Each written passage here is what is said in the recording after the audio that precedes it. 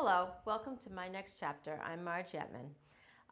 So today we're going to talk about choosing housing or of some sort in your next step from living independently in your home. And I'm not explaining that well, but you all get what I'm saying. So today we have Jon Younger. He is the owner of Assisted Living Locators, and he is going to help me educate you all in what to look for and what your next steps might be in terms of finding housing when you can no longer stay in your own home. So welcome, Jon. Hey, Marge, thanks for having me. Appreciate that. Thank you for coming on. So let's start with, who are you? Who are you? Who are you, and how did I get into this? Exactly. I'm a North Shore guy. I've Okay. been in the area for my entire life, and it really became an issue with like everybody has a personal story who does this healthcare world. I had a family member, aunt and uncle, who were going through the process of trying to figure out what is my next step. I can't stay home anymore, so I want to be in a safer, healthier, more engaging environment. So they worked with their daughters to try to look at assisted living and choosing the right assisted living. And the issue is this is probably 10, 12 years ago, they didn't understand what to look for, what questions to ask, through no fault of their own. This is not something that you do every day. And they ended up having a really difficult time for a couple of years until they found the right spot. So I'm just watching this and I'm thinking, there's got to be a way that I can get involved in this and be a liaison type of person between the family and the assisted living community or the community, so that everybody understands what to look for, setting expectations and that kind of thing. So that's where I started, and 6.5 years later, I'm still doing it and loving every minute of it. That's awesome. You're active. You've got you've got things on Facebook. You've done some podcasts, if I remember correctly.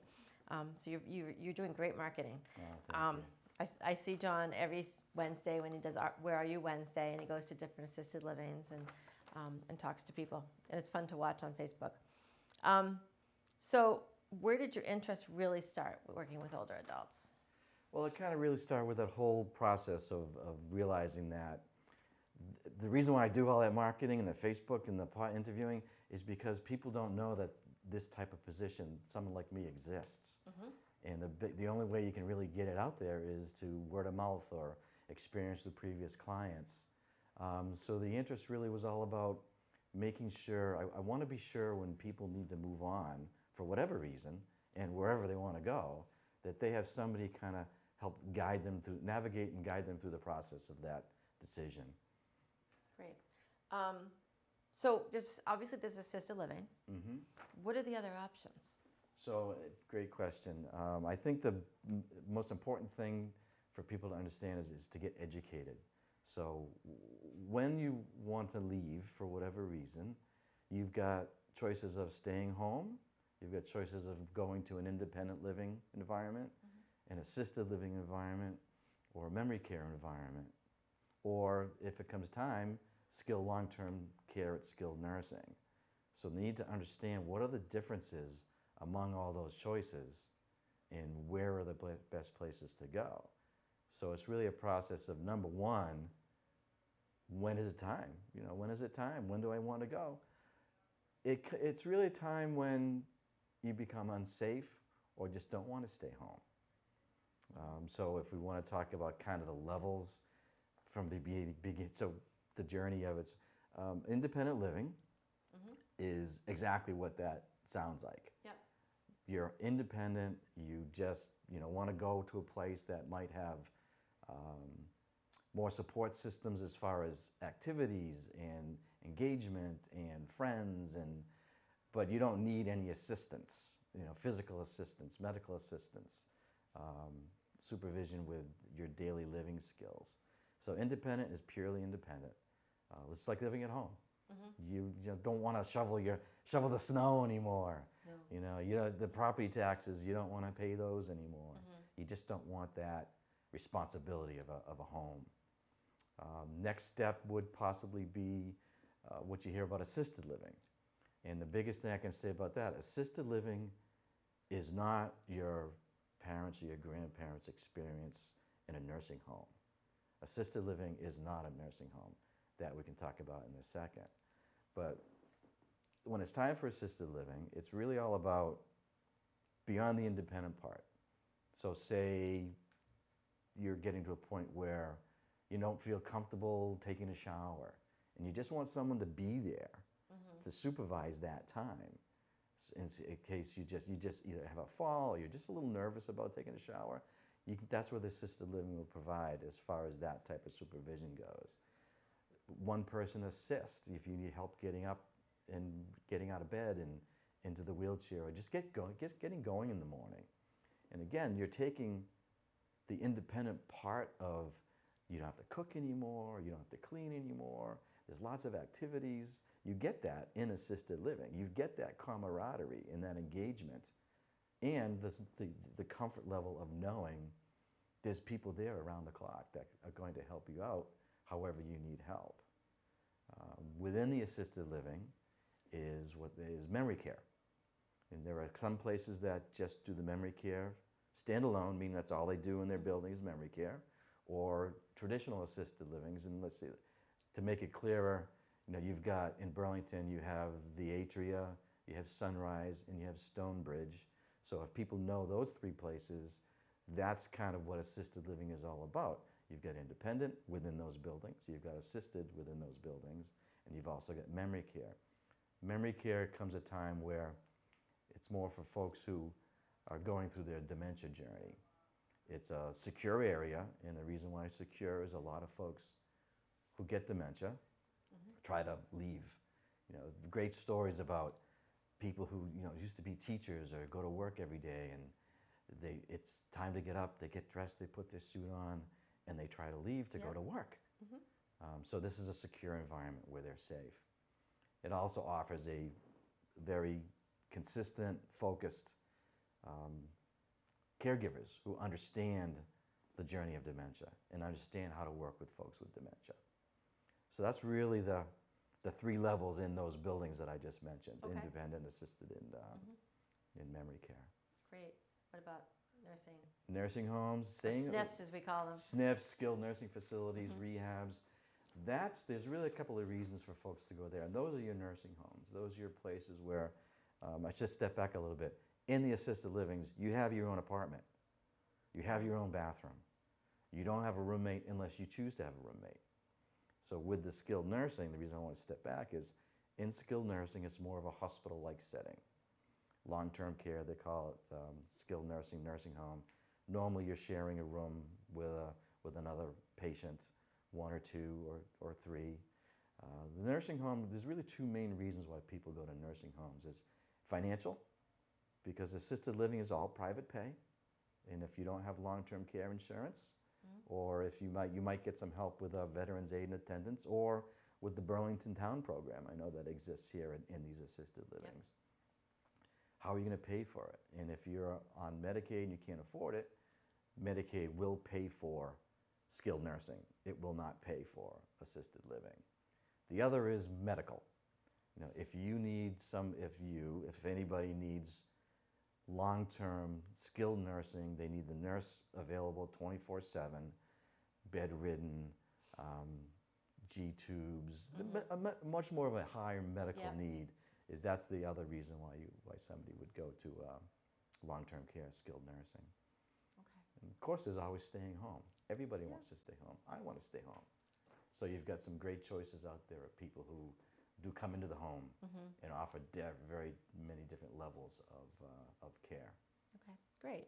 I also wanted to point out that, just to make note, when you go to assisted living with the town program, you have to be very low income. Yes. So always those moderate income folks that just somehow fall through those cracks. Right, and yeah, absolutely.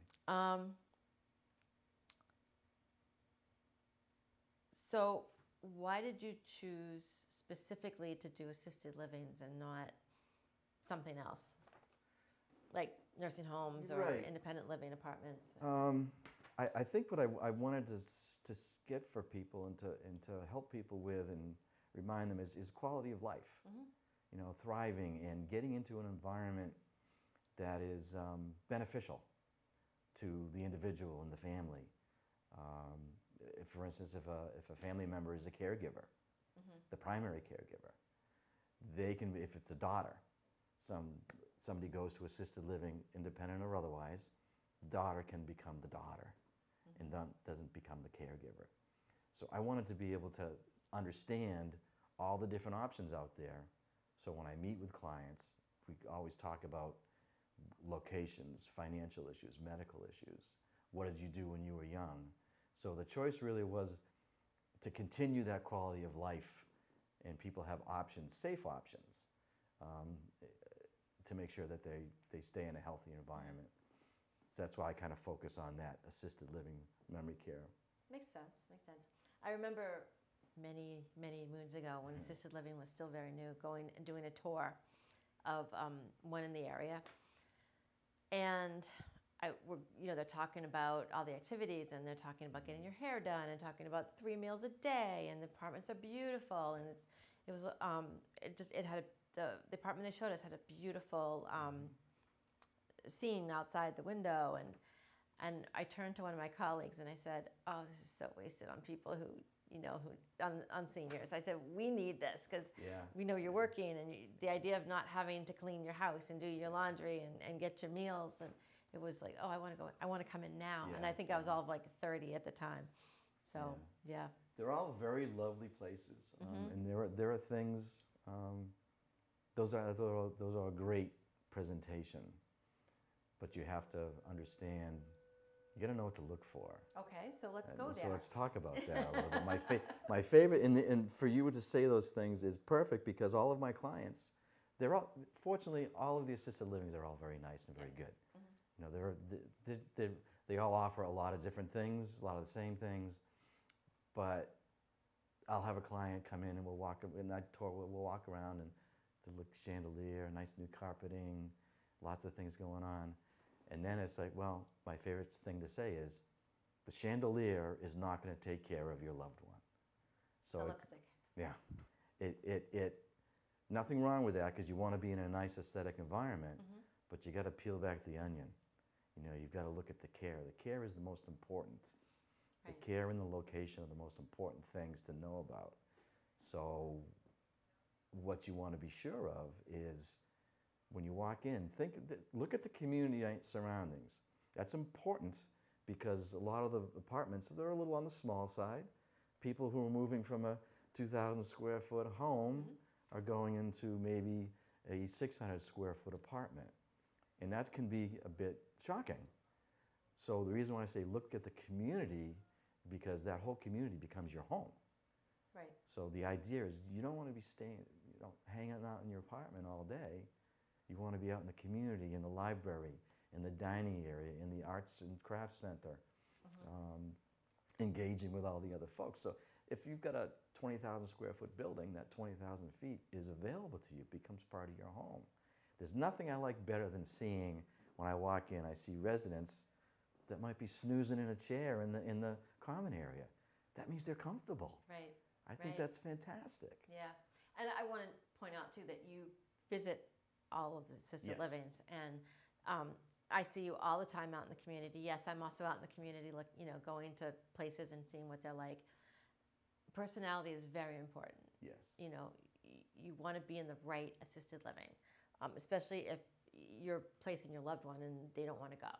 Right. If they're not happy there, it's going to be miserable. Right. And there's always going to be that kind of time that they have to settle in, and they're not going to be happy. But if it's a place where they can be very comfortable, it'll go very well. Right. Or should go well. Right. Right. So I'm guessing, like us, you know the personality of the place that you're showing them, or places, and you'll be able to tell if it's a good fit. Right. That's part of the whole process of, I spend a lot of time out in the different assisted living, so I learn about the good, the bad, and the ugly. And I get to know, and I'll sit down and meet with the families, so I'm matching them with the right place. And we're not going to 10 places. We'll wind it down to 2 or 3, because of the overwhelming and emotional time this can be. And you keep going from place to place to place, it all becomes one big jumbled mess. And you don't remember from, what was this building like and what was that like. So we'll only do 2 or 3 places and make sure that it's a good, but I want my clients coming back to me and going, it's going to be this one or this one. I don't know what to do. I don't know which one to choose. That's what I want. Okay. Because then we talk about other things beyond that. Mm-hmm. I had something else I was going to mention. I can't remember what it was, so we'll just move on. Sure. So we've talked a little bit about the differences between the different kinds of living situations. Mm-hmm. Is there anything you want to add to that before we move on? Maybe as far as a different, understanding what you're looking at. Mm-hmm. I think it's important to ask the right questions. Mm-hmm. And to know what to look for and what not to look for. There are negatives. There are things out there that might be distracting from, your choice. Yep. So, if you want to continue on that vein, there's really 2 things that I think I tell people is, number one is 2 or 3. It's the smell factor.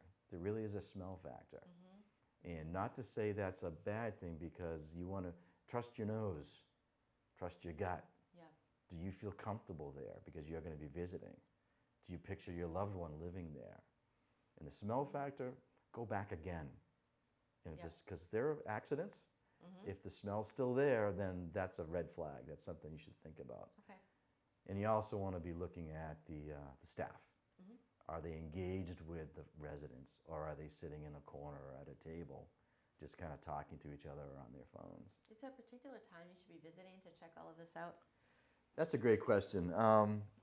Early morning's not a good time because people are just getting up and getting ready for breakfast. Mm-hmm. Evening, again, same thing. I think, 10:30ish before lunch, and maybe 2:30, 3 o'clock. Because after lunch, people going back and taking a nap, or Right. they're looking at their calendar and Mm-hmm. looking at their schedule for the next day. 10:30ish, 10 o'clock, that's when everybody's ready to go. The activities are starting, and there's just this buzz at these places, and that's a great. You go in and you see this buzz going on. You can learn about it. Walk in on go on a weekend too. Get different, variations of what's going on. Yeah, I was going to ask you. Yeah. Can you go more than once to figure out if it's Absolutely. what's going on? Absolutely. Mm-hmm. Go at Okay. different times, because what you want to see those residents engaged. But after lunch, everybody's napping. Yeah. Yeah, we actually, from our end at the COAs, we will recommend folks who have loved ones in a skilled nursing facility Mhm. to go at different odd times to see Yeah. what's going on, because you don't know. If you go in during just visiting hours, everyone's on their best behavior. Yeah. So tell me what you do for families when they call you and they say, I don't know what to do. Mhm. It's so overwhelming. I need help. Right. Thank you for asking that. We'll get together. We'll have a phone conversation. I prefer to get face to face. Some can be challenging with people's schedules, but we'll sit down and just do a lot of questions. Location, where do you live? Where do you want to live?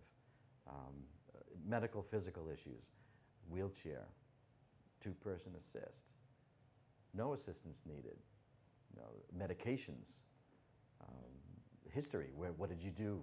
Were you a teacher? Were you a lawyer? What do you like to do? Because there are places that specialize, or not, I don't want to say specialize, but might do more of a Parkinson's disease program than another, or another one might do different types of activities, more museum-oriented or educational-oriented. Financial is important, so we talk about finances. Because there are a couple subsidy programs out there, but most in general, you've got to understand what the finances are, because I don't want to waste people's time. I don't want to see, people don't want to waste their time, and I don't want to waste the time of the assisted living. If you can't afford it, then we talk about that too. I want to add to that, when you think about not being able to afford assisted living or afford it, you want to think about the sale of your home, of the home of the senior. How much are they going to reasonably get when they're done with the sale and all the fees and stuff? And then how long is that going to last?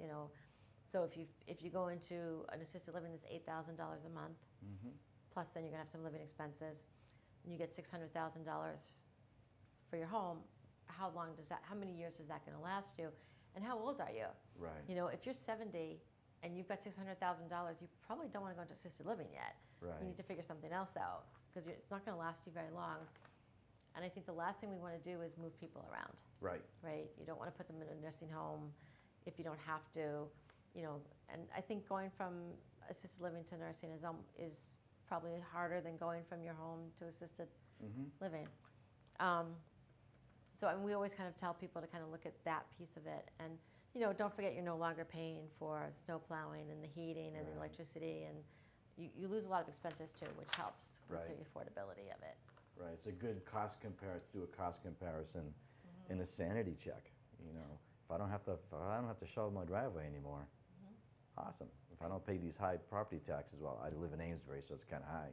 If I don't have to do that anymore. They're not high here. Okay, good. The values are high, but the actual property tax level's pretty good. Yeah. And I lost my thought again. That happens so often. So it'll come back to me maybe or maybe not. Okay, so how do folks decide that it's time to go to assisted living? How does that happen? Another great question, Marge. Thank you. It really becomes a comfort level. Big house, big 4 or 5 bedroom house. I don't want to take care of it anymore. I need to downsize, and I really just don't want to buy another piece of property. That's kind of a thought process when people are going off to assisted living. The biggest one really is all about, is it safe for me to stay at home? Maybe there's a fall, and you're in a rehab convalescing and getting better, and you've got all these stairs at home, and you just don't want to spend the time or energy to redo your home into a chairlift or whatnot. Peace of mind, so when it becomes for peace of mind and it's a safety issue. It's either a choice, I'm done with this house, too big, or I'm just not safe to be here anymore. Okay. Do you ever get folks saying to themselves that they're not safe, or is it usually the family member saying it? It's usually the family member. I work more with the family, the daughters and the sons, because I think the average age of the folks the seniors I work with is probably 88, 89, and it's the family members that recognize and have that conversation with their mother, their father, and just say, hey, we're just not comfortable with you living at home anymore. We can't get here as often as we would like to. We'd like to see you in a place where it's lots of people and the food's good and you don't have to worry about cooking and climbing stairs, and because there's elevators, and you'll have the care around the clock that they might need. Do you find that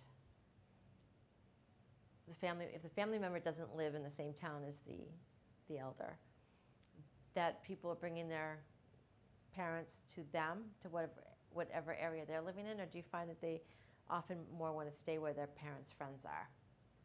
Most folks kind of want to stay the area that they grew up in or that they know. So there are lots of folks there are people who live in Florida who have moved up this way to be near their family, but it's still where they grew up, so they're familiar. Yep. And there are friends around that can come visit. So I think most people stay in the general location of what they're familiar with. Yep. Yeah, one of the things we've noticed. Every once in a while, a family member will bring their parent wherever they are if they're far away, and then they don't know anybody, and then that assisted living becomes even more important in terms of the community and making new friends. Right. Although at a certain age, you're always making new friends, unfortunately. Right. All right, so what should families look for when they're deciding on where to live, besides where the friends are? Where the friends are, look for a place you feel comfortable in. Look for a place, if you're a big reader, a nice library. Look for a place where the caregivers are evidence when you go in there. Ask a question about longevity of the caregivers is important. You don't want to have a lot of staff turnover. The longevity of the management, sales folks, executive director, resident care director. The resident care director and the executive director are the two most important people that are in these buildings because they're the ones who help design the individual service plan. They're the ones who all the caregivers, the certified nursing assistants or resident care assistants report to the resident care director and the executive director. So these are people you want to talk to. Okay. You know, these are people you want to get to know. Questions, my favorite question is about paper products. Seems like a silly question, but these are rentals. And do you provide paper products? It's important. Yeah. Because you got to know whether you're going to get some good toilet paper and Kleenex or whether you have to buy your own or whether they provide it. Silly question, but important. Yeah, when my mom passed in May, and when we went to go, she was at Brookhaven in the assisted living, and when we went to clean everything out, it was like, half the stuff I didn't know if it was theirs or ours, and I had to keep asking questions. Yeah. It's very important, you know, the microwave, the toilet paper, the Kleenex, all of that, the bed. Yeah. So we're wrapping up, but any negatives they should, besides the smell, any that they should be looking for? Well, I want to touch on the internet. Okay, absolutely. Okay, because that's Yes. kind of a negative, can be a negative. The internet's a wonderful source for resources.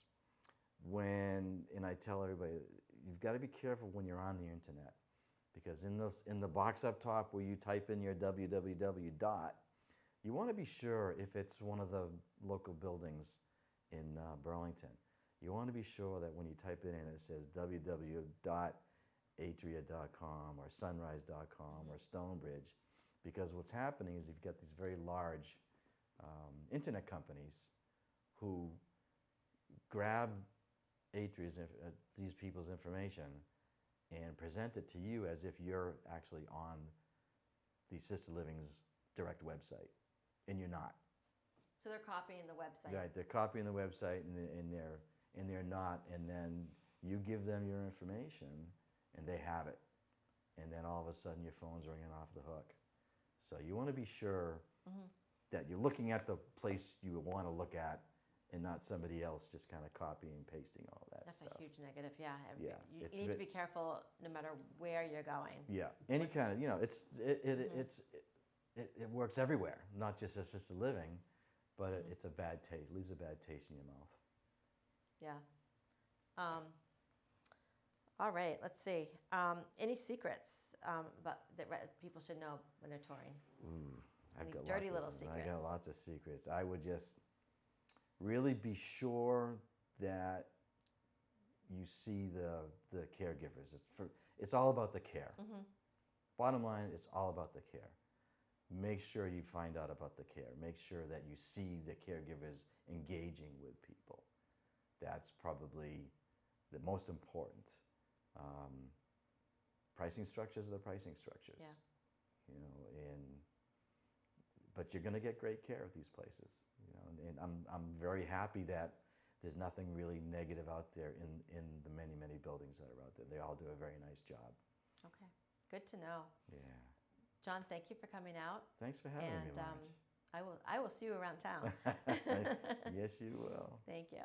Thank you. And thanks for joining us, everybody. And I'll see all of you at the Senior Center, hopefully.